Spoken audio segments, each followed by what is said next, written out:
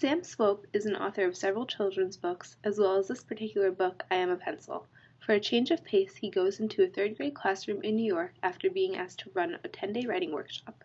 This particular school is full of immigrants, or children of immigrants from around the world. In all, his students come from 21 different countries and collectively speak 11 different languages. Though all of them speak English, many are the only one in their family to do so, and still have to translate English words into their native language for comprehension. After working with the children for a couple of weeks, he decides to dedicate the next 3 years of his life to working with these same children. Mr. Swope also connects with some of the families of these children on a more personal level. One of the most notable children who we learn the most about is Miguel Santiago. Miguel has both a mother and father, as well as 3 younger brothers. He lives 3 blocks away from the school in what was described as a dreary, though clean, apartment. Like many of the other children in this school, religion plays a large role in his life. When we first meet Miguel, we see him experiencing conflict within his microsystem. The school has him playing the lead in their play, Peter Pan, but fairies and dancing are frowned upon in his Pentecostal religion, so his father will punish him.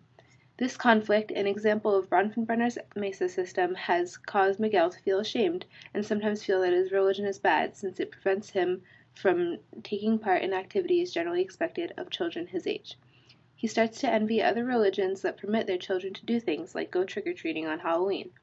When Mr. Swope visits Miguel's house, we learn about his exosystem, that is, things Miguel cannot control but still affect his life.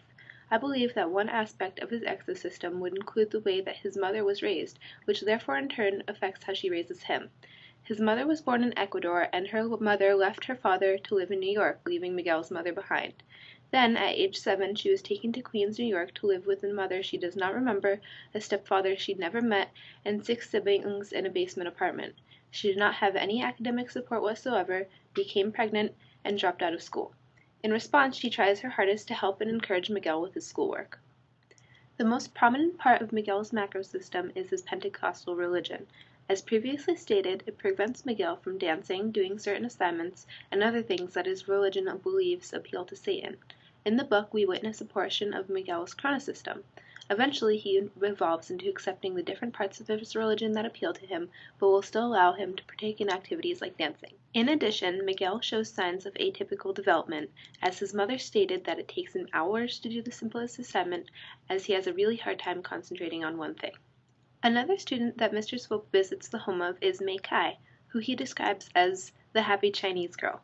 Mei Kai lives with her mother, Mrs. Lee, who does not speak any English, and her father, as well as her teenage brother, Alan. They reside on the bottom floor of a tiny 2-story house on a mixed-use street. Though their apartment only has 4 rooms, Mrs. Lee still dedicates one of them to the Queen Mother of the West, who is the female immortal in Taoism, their religion. Aside from these aspects of Mei Kai's microsystem, her religious macrosystem is also looked into. The Queen Mother of the West rarely allows her mother to leave the apartment, and at first does not even allow Mei Kai to apply for prep school. As a whole, the school system also seems to suffer from a deficit. At one point, it is mentioned that the school did not have recess, and many children did not spend much time outside of their homes.